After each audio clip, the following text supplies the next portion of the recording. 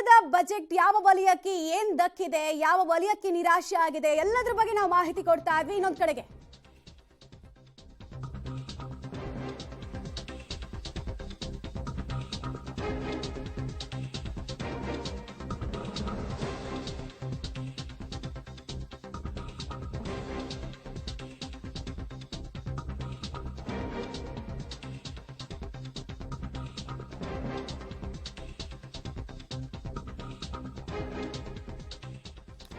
ಇದೇ ವೇಳೆ ಕೇಂದ್ರದ ಬಜೆಟ್ ಅನ್ನ ಟೀಕಿಸಿ ಡಿಕೆ ಸುರೇಶ್ ಅವರು ವಾಗ್ದಾಳಿ ನಡೆಸಬೇಕಾದ್ರೆ ಒಂದು ಹೆಜ್ಜೆಯನ್ನಿಟ್ಟಿದ್ದಾರೆ. ಆ ಹೆಜ್ಜೆ ವ್ಯಾಪಕವಾಗಿ ವಿವಾದಕ್ಕೆ ಕಾರಣ ಆಗುವಂತಹ ಹೆಜ್ಜೆ. ಯಾಕೆ ಅಂದ್ರೆ ಪ್ರತ್ಯೇಕ ರಾಷ್ಟ್ರದ ಕೂಗನ್ನ ಸಂಸದ ಡಿಕೆ ಸುರೇಶ್ ಅವರು ಎತ್ತಿದ್ದಾರೆ.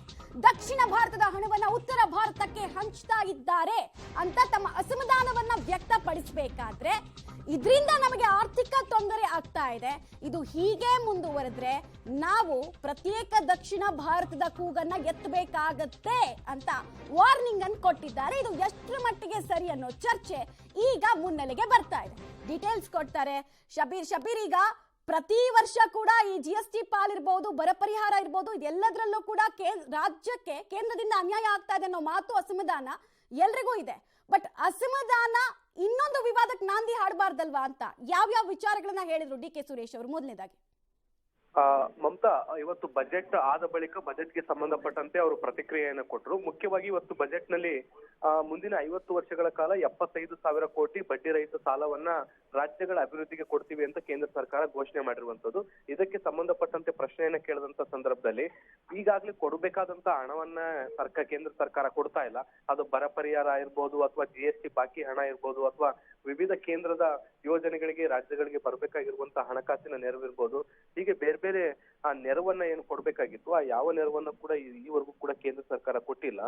ವಿಶೇಷವಾಗಿ ದಕ್ಷಿಣ ಭಾರತದ ರಾಜ್ಯಗಳಿಗೆ ಅನ್ಯಾಯ ಮಾಡುವಂತ ಕೆಲಸವನ್ನ ಕೂಡ ಕೇಂದ್ರ ಸರ್ಕಾರ ಮಾಡ್ತಾ ಇರುವಂತದ್ದು. ಪ್ರತಿ ಬಾರಿ ಬಜೆಟ್ ಹಂಚಿಕೆಯಲ್ಲೂ ಕೂಡ ದಕ್ಷಿಣ ಭಾರತದ ದೇಶಗಳಿಗೆ ರಾಜ್ಯಗಳಿಗೆ ಅನ್ಯಾಯ ಆಗ್ತಾ ಇದೆ. ಇದರ ಜೊತೆಗೆ ಏನು ಹಣಕಾಸು ಉತ್ತರ ಭಾರತಕ್ಕೆ ಹೆಚ್ಚಿನ ಹಣಕಾಸನ್ನ ಕೂಡ ಒದಗಿಸುವಂತ ಕೆಲಸನ ಕೂಡ ಸರ್ಕಾರ ಮಾಡ್ತಾ ಇರುವಂತದ್ದು. ಇದು ಎಷ್ಟರ ಮಟ್ಟಿಗೆ ಸರಿ? ಈ ರೀತಿಯಾಗಿ ಮುಂದಿನ ದಿನಗಳಲ್ಲಿ ಮುಂದುವರೆದ್ರೆ ದಕ್ಷಿಣ ಭಾರತದ ಎಲ್ಲಾ ರಾಜ್ಯಗಳು ಕೂಡ ಒಂದಾಗಿ ಪ್ರತ್ಯೇಕ ದೇಶದ ಕೂಗನ್ನ ಎತ್ತಬೇಕಾದಂತ ಪರಿಸ್ಥಿತಿ ನಿರ್ಮಾಣ ಆಗುತ್ತೆ ಅನ್ನುವಂತಹ ಒಂದು ಪರೋಕ್ಷವಾದಂತಹ ಎಚ್ಚರಿಕೆಯನ್ನ ಕೂಡ ಕೊಡುವಂತ ಕೆಲಸವನ್ನ ಇವತ್ತು ಮಾಡಿದ್ದಾರೆ. ಮಮತಾ, ಶಬೀರ್, ಇಲ್ಲಿ ಒಂದು ವಿಚಾರ ಬಹಳ ಸ್ಪಷ್ಟವಾಗಿ ಅರ್ಥ ಮಾಡ್ಕೊಳ್ಬೇಕು. ಅಸಮಾಧಾನ ಇದೆ, ಅನ್ಯಾಯ ಆಗ್ತಾ ಇದೆ, ರಾಜ್ಯ ಸರ್ಕಾರ ಅಪೀಲ್ ಮಾಡ್ಕೊಳ್ಳೋದಕ್ಕೆ ವಿವಿಧ ವೇದಿಕೆಗಳಿದೆ, ಅವಕಾಶ ಇದೆ ಅದಕ್ಕೆ. ಹಾಗಂತ ದಕ್ಷಿಣ ಭಾರತ ಪ್ರತ್ಯೇಕ ಕೂಗನ್ನ ನಾವು ಎತ್ತಬೇಕಾಗತ್ತೆ, ಎತ್ತೀವಿ ಅಂತ ಎಚ್ಚರಿಕೆ ಕೊಡೋದು ಭಾರತದ ಏಕತೆಗೆ ಧಕ್ಕೆ ತಂದಂಗಲ್ವಾ? ಇಷ್ಟು ಸಿಂಪಲ್ ವಿಚಾರ ಗೊತ್ತಾಗ್ಲಿಲ್ವಾ ಹಾಗಾದ್ರೆ ಮಾನ್ಯ ಸಂಸದರಿಗೆ ಅನ್ನೋದು ಪ್ರಶ್ನೆ. ಖಂಡಿತವಾಗ್ಲು ಪ್ರತ್ಯೇಕ ದೇಶದ ಕೂಗು ಕೇಳುವಂತದ್ದು ಭಾರತದ ಏಕತೆಗೆ ಸಮಗ್ರತೆಗೆ ಧಕ್ಕೆ ತರುವಂತಹ ಒಂದು ಹೇಳಿಕೆ ಖಂಡಿತ ಹೌದು. ಸಂಸದರು ಇದನ್ನ ಎಚ್ಚರಿಕೆಯಿಂದ ಮಾತನಾಡಬೇಕಾಗಿತ್ತು ಕೂಡ. ಆದ್ರೆ ಅವರು ದಕ್ಷಿಣದ ಎಲ್ಲಾ ರಾಜ್ಯಗಳಿಗೂ ಕೂಡ ಹಣಕಾಸಿನ ವಿಚಾರದಲ್ಲಿ ಅಥವಾ ವಿವಿಧ ಅಭಿವೃದ್ಧಿ ಯೋಜನೆಗಳಲ್ಲಿ ಅನ್ಯಾಯ ಆಗ್ತಾ ಇದೆ, ಹೀಗಾಗಿ ಉತ್ತರ ಭಾರತದ ರಾಜ್ಯಗಳಿಗೆ ಹೆಚ್ಚಿನ ಆದ್ಯತೆ ಸಿಗ್ತಾ ಇರುವಂತದ್ದು ಎಷ್ಟು ಸರಿ ಅನ್ನುವಂತ ಪ್ರಶ್ನಿಸುವ ಬರದಲ್ಲಿ ಈ ಹೇಳಿಕೆಯನ್ನ ಕೊಟ್ಟಿರುವಂತದ್ದು. ಹಿಂದಿನಿಂದಲೂ ಕೂಡ ಬೇರೆ ಬೇರೆ ನಾಯಕರು ಕೂಡ ಈ ರೀತಿಯಾದಂತಹ ಹೇಳಿಕೆಯನ್ನ ಕೊಟ್ಟಿದ್ರು. ಅದೇ ದಾಟಿಯಲ್ಲಿ